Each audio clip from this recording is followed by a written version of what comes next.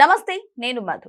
Raghurama Krishnam Raju custodial case విషయంలో గత 4 రోజుల నుంచి సునీల్ నాయక్ ను విచారిస్తుంది ఆంధ్రప్రదేశ్ విచారణ సంస్థ. సో ఇప్పటికైనా సరే మరి సునీల్ నాయక్ ను అరెస్ట్ చేసే ఛాన్సులు ఉన్నాయా? అసలు ఆ విచారణలో ఏం తేలింది? ఈ రోజు మనం తెలుసుకుందాం. ప్రస్తుతం మనతో పాటు ఉన్నారు సీనియర్ జర్నలిస్ట్ సిఎస్ రావు గారు. వారిని అడిగి మరిన్ని విషయాలను తెలుసుకుందాం. నమస్కారం సార్. నమస్తే సార్, గత 4 రోజుల నుంచి సునీల్ నాయక్ అయితే విచారించడం జరుగుతుంది. ఇంతకు ఆయన అరెస్ట్ చేస్తారా లేదా? ఆయన విచారణలో ఆయన ఏమన్నా చెప్పారా బయటికి? ఇప్పుడు 5వ రోజు విచారణ ఇవాళ. ఈ 5వ రోజు విచారణలో కూడా సహకరించకపోతే ఈ 5 రోజుల పాటు జరిగినటువంటి విచారణకు సంబంధించినటువంటి వీడియోలు కానీ ఇవన్నీ కూడా సబ్మిట్ చేస్తారు కోర్టులో. హైకోర్టు ఏం చెప్పింది? తొందరపడి మీరు అరెస్ట్ చేయొద్దు, 9వ తారీఖు దాకా ఏం టైం ఇచ్చింది. ఇవాళ 9వ తారీఖు దాకా అరెస్ట్ చేయొద్దు మీరు అని చెప్పింది. అట్ ద సేమ్ టైం ఏం చెప్పింది? ఉదయం 9 గంటల నుంచి సాయంత్రం 5 గంటల దాకా మీరు విచారణ ఫేస్ చేయాలి, విచారణకు సహకరించాలని కూడా చెప్పింది. ఇప్పుడు పిటిషన్ ఏం వేస్తారు ఆంధ్రప్రదేశ్ సిట్టు? విచారణకు సహకరిస్తే సహకరించారని చెప్పింది, విచారణ సహకరించకపోతే సహకరించలేదు అని చెప్పి మళ్ళీ మేము విచారించాల్సిన అవసరం ఉందని చెప్పి పిటిషన్ వేస్తారు. అప్పుడు కోర్టు మీరు కస్టడీకి తీసుకొని విచారించండి అని చెప్తే అరెస్ట్ చేయడానికి అవకాశం ఉంది. సో అలా కాకుండా 9వ తారీఖు వరకు రక్షణ ఇచ్చింది కాబట్టి ప్రస్తుతానికి విచారిస్తున్నారు.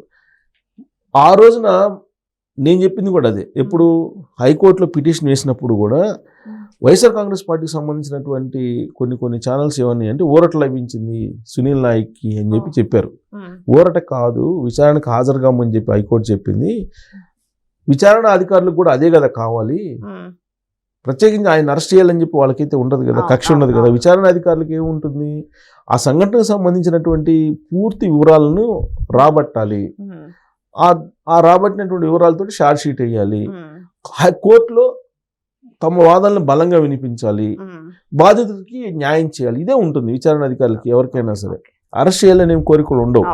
సో ఆ రోజు నేను చెప్పింది కూడా అదే. కానీ social media YSR Congress party తప్పుదోవ పట్టించింది. సునీల్ నాయక్ ఊరట లభించింది అని. RRR కేసులో ఆయన్ని చితక్కొట్టారు, ఆయన మీద అత్యాయతనం చేశారు అనేది కేసు. దాంట్లో ఈయన ఆ రోజున ఐజీగా ఉన్నారు, ఐజీ ర్యాంక్లో ఉన్నారు. ఐజీ ర్యాంక్లో ఉన్నటువంటి ఆయన ఆ రోజున అర్ధరాత్రి అక్కడికి వెళ్ళి ఆ టార్చర్ పెట్టేటప్పుడు ఇతను పెట్టారు అనేది రఘురామకృష్ణరాజు గారు ఇచ్చినటువంటి కంప్లైంట్. దాని మీద విచారణ జరుగుతుంది. ఆ రోజున సిఐడి చీఫ్గానేమో సునీల్ కుమార్ ఉన్నారు, ఐపీఎస్. తర్వాత విజయపాల్ ఎస్పీగా ఉన్నట్టున్నారు, ఆయన అరెస్ట్ చేశారు. అట్లా చాలా మందిని, ఒక 3-4 అరెస్ట్ చేశారు. దాంతో తులసి బాబు అనే అతను ప్రైవేట్ వ్యక్తిని ఎంటర్ చేసి అతని చేత రఘురామకృష్ణరాజు ఛాతి మీద కూర్చొని తొక్కిచ్చారనేది అలా అభియోగాలు ఉన్నాయి.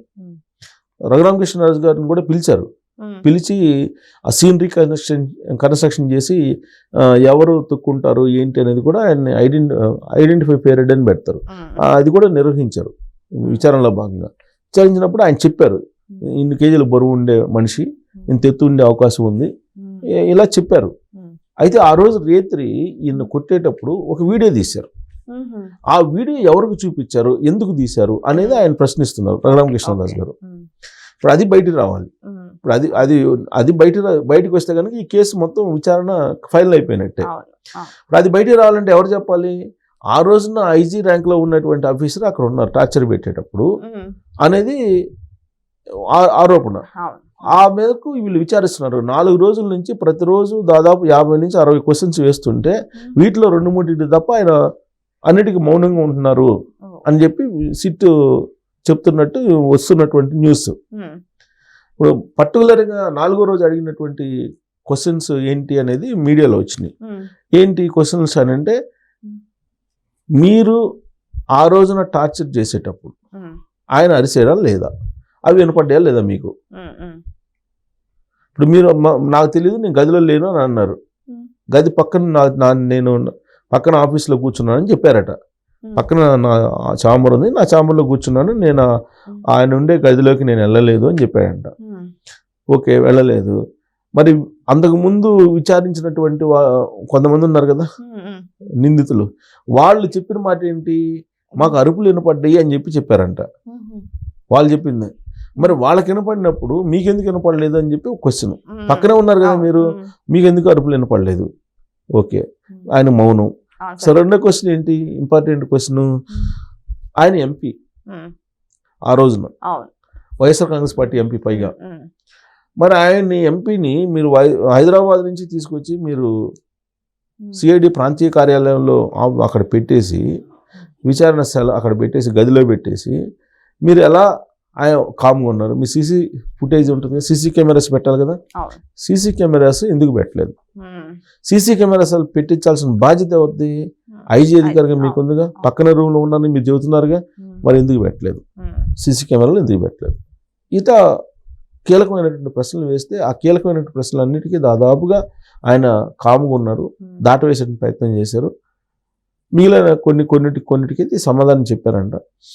చాలా వాటికి చెప్పకుండా తప్పుకునేటువంటి ప్రయత్నం చేశారు అనేది ఇప్పుడు విచారణ అధికారులు ఏదో చెప్తే కొన్ని న్యూస్ సోషల్ మీడియాలో పేపర్లో వచ్చిన వాటిని మనం ఉటంకించుకోవచ్చు.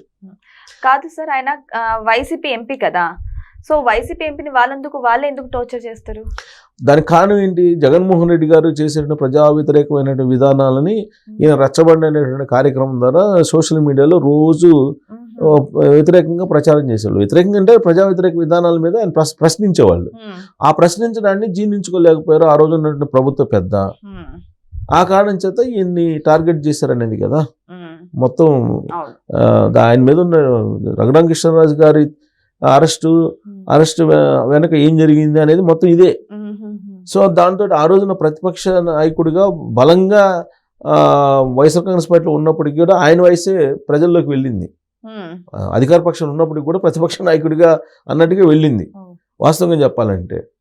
అందుకే ఆయన మీద కక్ష తీర్చుకోవడం. ఇప్పుడు ప్రతి విషయాన్ని కూడా ఆయన బయట పెట్టేవాళ్ళు, ఎవ్రీడే బయట పెట్టేవాళ్ళు రచబండ కార్యక్రమం ద్వారా.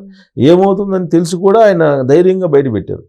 జగన్మోహన్ రెడ్డి గారితో పెట్టుకుంటే జగన్మోహన్ రెడ్డి గారి గురించి డైరెక్ట్గా మాట్లాడుతూ ఉంటే భవిష్యత్తులో ఏమవుతుందని కూడా తెలుసు ఆయనకి. అందుకే ఆయన్ని నిఘా పెట్టేసి హైదరాబాద్ నుంచి అర్ధరాత్రి అక్కడ తరలించారు కదా.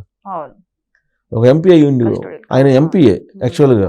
ఎంపీ అంటే చట్ట ప్రకారం ఏం చేయాలి? ఆయన అరెస్ట్ని ముందస్తుగా పర్మిషన్ తీసుకోవాలి, స్పీకర్ తోటి పర్మిషన్ తీసుకోవాలి. అది తీసుకున్న దాఖలాలు లేవు. తీసుకెళ్ళి అక్కడ పోయి రూమ్లో పెట్టి టార్చర్ పెట్టారు, కొట్టారు, భయంకరంగా కొట్టారు. ఇప్పుడు అదే క్వశ్చన్ అడిగారు. ఇప్పుడు మీరు విచారణ రూమ్లోకి తీసుకెళ్లేటప్పుడు ఆయన శరీరం మీద ఎలాంటి గాయాలు లేవు కదా, లేవు. మరి వచ్చేటప్పుడు ఎందుకున్నాయి? గదిలో నుంచి తీసుకొచ్చారు కదా, మళ్ళీ కోర్టులో సబ్మిట్ చేయడానికి, కోర్టులో ప్రవేశపెట్టడానికి తీసుకొచ్చారు కదా. మీరు తీసుకొచ్చినప్పుడు మరుసటి రోజు ఆయన గాయాలు ఎందుకున్నాయి, ఆ గాయాలు ఎలా అయినాయి అని చెప్పేసి అడిగితే దానికి సమాధానం లేదు. నాకు తెలియదు, నేను రూమ్లోకి వెళ్ళలేదు, నాకు సంబంధం లేదు, ఇదే చెప్పారు. వీటన్నిటికంటే కూడా ఇంపార్టెంట్ ఏంటంటే ఆ రోజు కస్టోడియల్ టార్చర్ చేస్తూ రికార్డ్ చేసి ఎవరికి చూపించాలనుకున్నారు, ఎవరికి చూపించారు. అలాగే ఒక ముసుగేసుకున్నటువంటి వ్యక్తి వచ్చాడు, ఆ ముసుగు వ్యక్తి ఎవరు అనేది రఘురామ కృష్ణరాజుతో ప్రశ్నిస్తున్నారు. సో దాని మీద విచారణ జరుగుతుంది. బట్ ఈయన కోఆపరేట్ చేయలేదు కాబట్టి ఈయన్ని కోఆపరేట్ చేయలేదని చెప్పేసి కోర్టులో ప్రొడ్యూస్ చేస్తారు. కోర్టులో ప్రొడ్యూస్ చేసినప్పుడు అరెస్ట్ అనుమతి కనిపిస్తే కోర్టు ఖచ్చితంగా అరెస్ట్ చేసే అవకాశం లేకపోలేదు. సార్, మరి ఆ వీడియో తీసి ఎవరికి చూపించింటారు అంటారు? ఆ ముసుగు వ్యక్తి ఎవరు అంటారు? అది విచారణలో తేలాలి.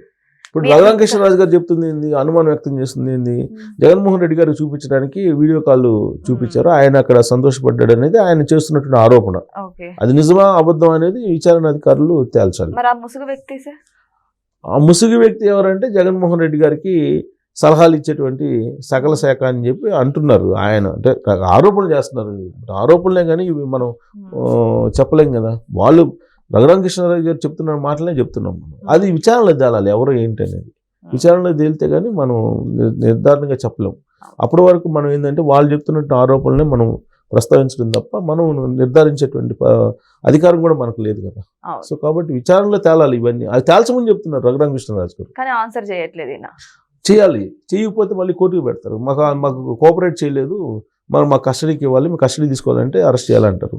అరెస్ట్ అని చెప్పి కోర్టు అందనుకోండి, అరెస్ట్ చేస్తారు.